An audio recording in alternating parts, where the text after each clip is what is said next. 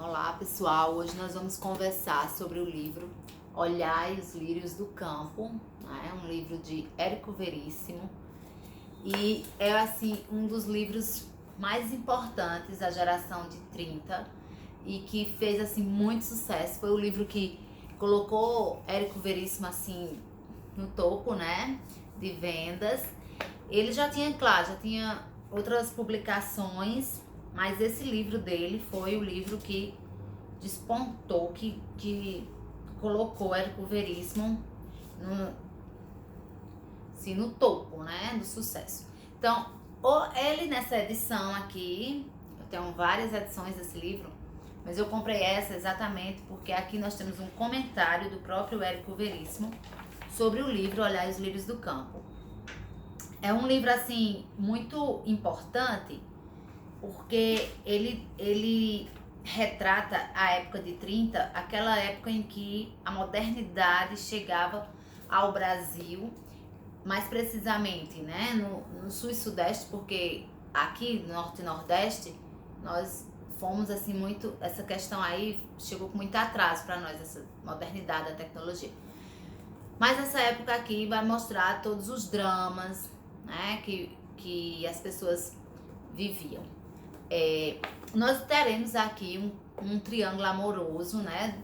Vamos conversar sobre essa história. Então esse livro é dividido em duas partes, tem vários capítulos, e a primeira parte ela se passa toda na cabeça de um dos personagens, o personagem principal, um dos principais, que é Eugênio Fontes.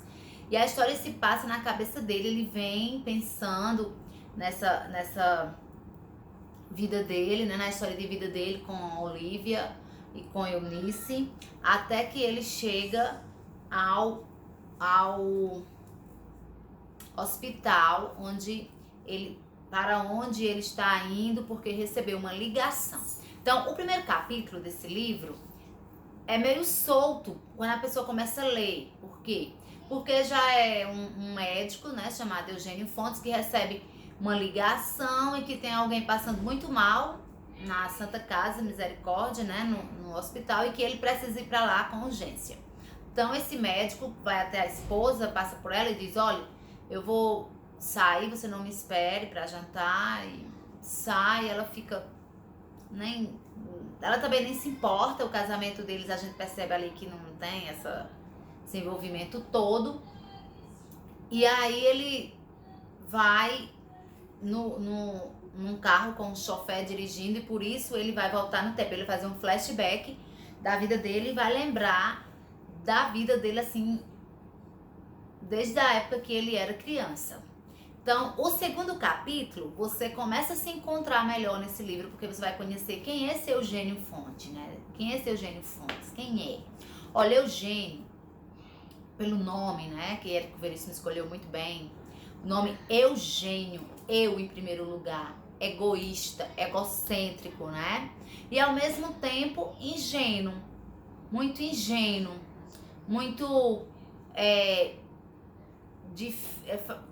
fácil de ser enganado, de se enganar. Ele mesmo se enganava. Então, Eugênio Fontes, ele é filho de um casal pobre, ele é um menino pobre, né? Tem um irmão chamado Ernesto, e o pai é alfaiate, costureiro, como nós falamos aqui no Ceará, né? Ele é costureiro, e Eugênio tem, assim, muita dificuldade de se relacionar com o pai dele. Ele acha que a culpa de ele ser pobre é do pai dele, né? Porque ele acha assim, o pai dele nunca fez nada para mudar essa situação. Então Eugênio estuda numa escola de ricos, né? Uma escola particular. Nessa escola, ele e Ernesto estudam, e ele lembra de um episódio que marcou muito a vida dele. Quando criança, ele brincando, apesar de ser filho de um costureiro, as roupas dele eram muito puídas, muito fraquinhas. E ele se abaixa um dia jogando bola lá com os colegas, ele se abaixa para apanhar a bola, a calça dele rasga, assim, bem no bumbum dele, e os meninos começam a gritar: calça furada, no fiofó, fofó. Ele fica arrasado com isso. E o irmão dele também não vai ajudá-lo, ele fica olhando pro irmão e pensando, nossa, ele nem vai ajudar. E isso aí é um trauma que fica na vida dele. Então ele vai mostrar pra nós essa humilhação que ele passa, né? E esse sentimento de inferioridade desde criança. O capítulo seguinte, ele já é adolescente. E aí ele vai nos mostrar o tanto que ele sofreu bullying, né? Aí ele já sofre bullying no segundo capítulo, né? Quando ele é adolescente, quando ele é menino ainda, com esse calça furada, no fiofó, fofó. E no segundo capítulo é que nós vamos perceber ele sofrendo bullying também, porque ele já adolescente, ele constrói uma barreira entre ele e as outras pessoas. E ele passa a manter uma questão de distanciamento das pessoas, porque ele se sente inferior, ele se sente diferente, ele se sente muito pobre, né? Mais pobre do que todas as outras pessoas, e por isso ele se sente inferior, ele se sente diferente. E aí Eugênio se apaixona nada mais, nada menos do que pela filha do dono da escola. Claro que a menina não ia ter nada com ele não se aproxima dela, ele é muito estudioso, ele é tão estudioso que os outros meninos saem de perto dele, preferem ficar longe dele, porque ele é sempre aquele que tira notas boas, e ele também prefere ficar distante dos meninos. E os meninos fumam, chamam ele pra fumar, ele não fuma, então os meninos começam a dizer que ele é marica, usa essa palavra mesmo, viu? Que ele é um marica que não fuma, e ele fica sempre na dele, agora muito estudioso. E Eugênio, nesse capítulo, nesse período em que ele se sente já inferior, ele passa por um momento muito difícil, que é um dia um homem vai até a casa dele cobrar um dinheiro do pai dele, e o pai dele diz que a mãe, né, um capítulo assim bem forte, ele diz, olha, diga que eu não estou, e se esconde atrás de uma porta. Então, quando a mulher diz que ele não está, o homem não quer saber de nada, entra e encontra o pai dele atrás da porta. Minha gente, que cena triste, né?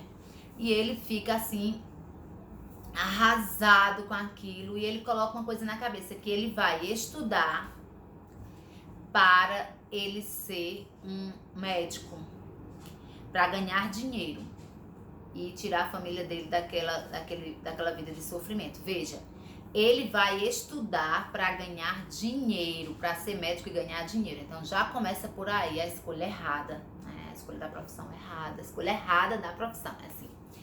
Por quê? Porque ele quer dinheiro, né, para viver em condições melhores. Ele não quer saber se ele gosta de ser médico, qual a função dele como médico, o que ele pode fazer para ajudar as pessoas. Não. E ele coloca isso na cabeça. De fato, ele consegue, né? Ele vai para a faculdade, ele vai para o próximo capítulo, já ele na faculdade, ele consegue um emprego num jornalzinho e fazendo assim uns artigos pequenos, ele ganha pouca coisa, só para que ele possa se manter ali na faculdade. É uma faculdade que é uma faculdade pública, ele consegue essa vaga porque ele é muito estudioso, e lá ele faz amizade com muitas pessoas da alta sociedade, e ele começa a sentir vergonha dos pais, vergonha das origens dele. E é nesse capítulo que acontece uma cena muito forte desse livro, que é um dia que ele vem na rua, ele vem com dois amigos dele, né? E esses dois amigos, eles são da alta sociedade. Ele vem conversando com um amigo e depois o outro se aproxima e ficam conversando, e ele já começa com o sentimento dele de inferioridade, a partir daí achando que as pessoas estão...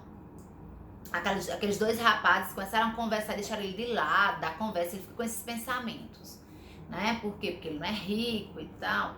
Mas aí quando ele percebe, o pai dele vem de frente, assim, numa calçada, vem de frente com um pacote na mão. Ele detestava essa submissão do pai dele de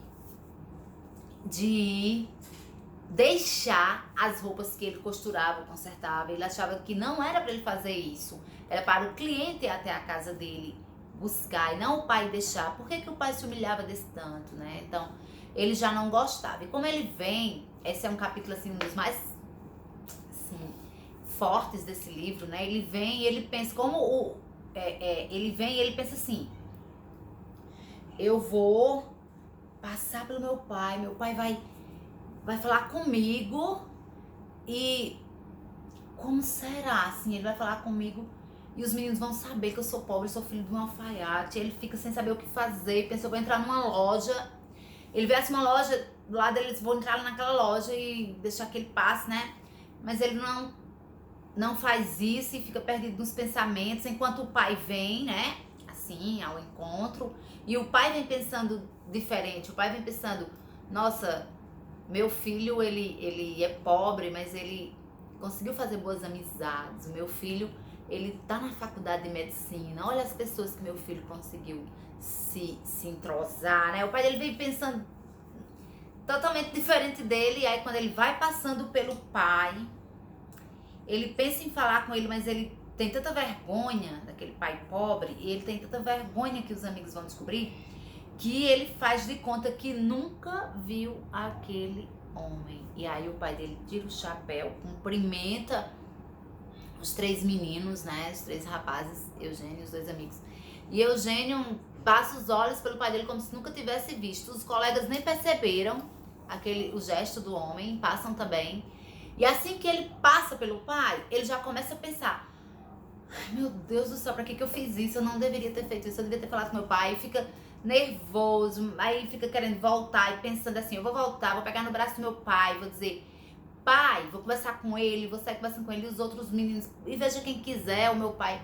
Só que ele não tem coragem de fazer isso, ele só tem a vontade, mas ele não tem a coragem de fazer isso, né? Por quê? Porque o sentimento dele de inferioridade é maior do que a coragem dele para qualquer coisa, é maior. E Eugênio fica nesse drama. À noite, quando eles estão jantando, o pai dele olha pra ele acha que o pai dele tá como se quisesse pedir desculpa pela vida que oferece à família, né? Ele percebe-se pelo jeito do pai, pelo olhar, e ele fica assim mudando os olhos do pai, até que o pai diz: ó, Eugênio, Genoca, o apelido dele é Genoca. Genoca, eu tenho uma fazenda ali, comprei uma fazenda nova ali pra você. Fazenda é um tecido, né? Fazer uma roupa nova pra você. Aí, não tô precisando não, pai. E ele sai, não consegue jantar, ele olhando pro pai dele, com vergonha, com remorso, tudo misturado, aquele sentimento, né? Que é uma forma tão linda que Érico Veríssimo coloca pra nós, porque Érico Veríssimo escreve bem demais, minha gente, pelo amor de Deus. E ele sai e vai fumar lá fora e ficar pensando no pai, pensando em tudo, pensando no que ele fez, pensando na vida, se emociona, começa a chorar, e no pensamento dele ele dá um abraço no pai dele e pede desculpas, pede perdão, mas é só na cabeça dele mesmo, só no pensamento dele. Bom, Eugênio, então, no capítulo seguinte já é a formatura dele, e nessa formatura ele já conhecia. Ele encontra, né, e olha para essa pessoa como ele nunca tinha olhado antes, que é Olivia. Olivia é a personagem que você pensa: nossa, eu queria conhecer essa moça, eu queria ser amiga dela, eu queria fazer amizade com ela. É uma pessoa extremamente altruísta, muito gente boa, muito trabalhadora, ela é pobre. A gente não sabe muita coisa de Olivia não, do passado de Olivia não. Depois ela até comenta sobre isso, né? Nós não sabemos muita coisa da vida de Olivia.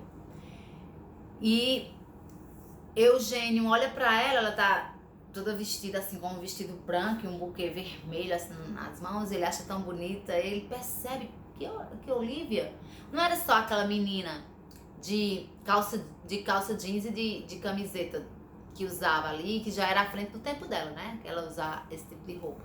Mas ela está ali dentro da sala de aula, ela era a única mulher da turma.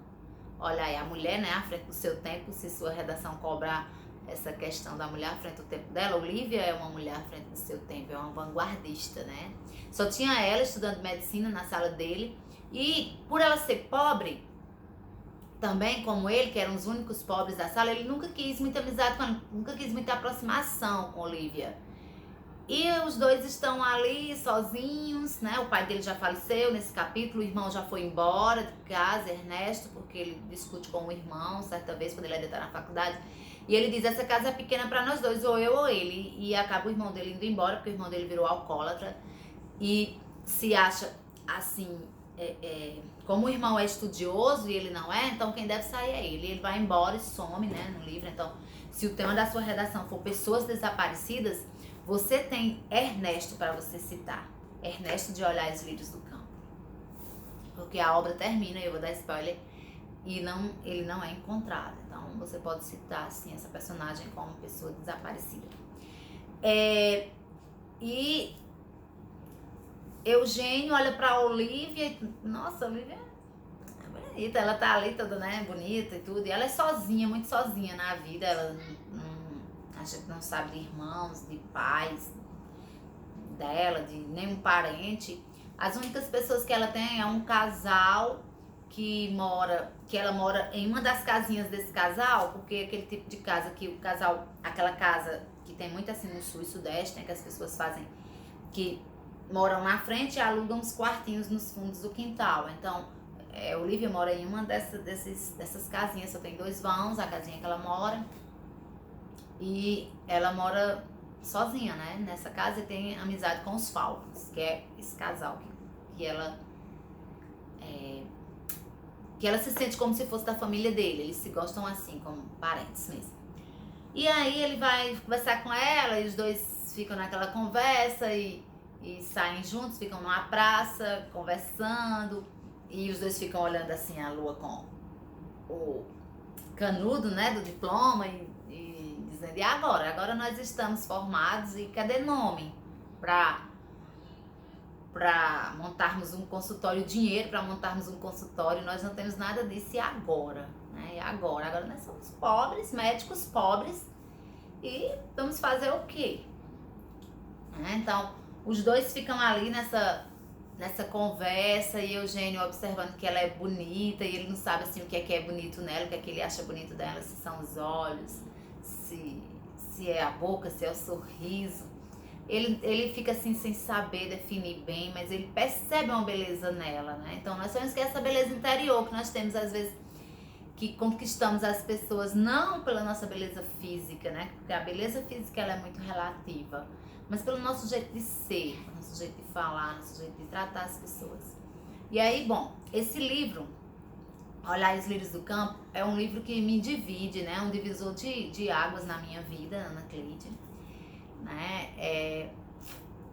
Existe uma Ana Cleide antes e uma Ana Cleide depois de Olhares Lírios do Campo. É o meu livro de cabeceira, é o meu livro que me dá, assim, muita lição, sabe? Quando a pessoa começa esse livro, Olhares Lírios do Campo, pelo título você já percebe que é uma intertextualidade bíblica, né? E nós temos uma carta muito importante aqui nesse livro, é a carta mais linda que eu já vi, de Olivia para Eugênio, né? Depois do envolvimento deles, eles vão ter um relacionamento amoroso, e depois vai aparecer Eunice na vida deles, e ela escreve essa carta para ele, e é uma carta assim que diz muito para mim também, né? Tem um trechinho em que ela diz assim, que quando o dinheiro e o sucesso nos estiver subindo a cabeça, é preciso fazer uma pausa para olhar os lírios do campo e as aves do céu. As aves do céu e os lírios do campo. Porque nem Salomão, em toda a sua riqueza, conseguiu se vestir como um deles, né? Então ela mostra essa questão de nós não deixarmos que o nosso orgulho, que a nossa soberba, que a nossa vaidade, né, orgulho, supere o nosso poder de ver as coisas simples da vida. Então, esse livro nos mostra essa simplicidade da vida. Eu não vou contar a história toda do livro aqui nesse vídeo. Eu pretendo fazer, aí já estamos em quase 20 minutos, né? Pretendo deixar só essa ideia aqui para que vocês, essa predição, né? Isso aqui que eu tô fazendo nem é resenha, na verdade é uma predição da obra. E logo em seguida vocês vão poder encontrar aí no canal uns slides que eu vou fazer narrando toda a história. Então aqui esse comentário sobre o livro é para que você sinta vontade de ler, né? O ideal seria que você pegasse o livro e lesse. É uma leitura muito boa de ser feita, muito prazerosa. Eu já li esse livro umas, sim, sem exagero, eu já li umas 5 vezes esse livro. Cada vez que eu leio, eu percebo coisas novas, eu percebo algo de novo nesse livro. Então o ideal é que você agora com essa predição pegue o livro, leia e depois assista aos slides lá. Eu vou gravar uns slides explicando toda a obra, né, do primeiro ao último capítulo, ok? Vou dividir em 2 ou 3 partes e você vai poder fazer esse acompanhamento dessa obra. Então fica aqui para vocês um abraço. Meu nome é Ana Cleide, para quem não me conhece, e leia e depois assista a aula na íntegra sobre o livro. Um abraço.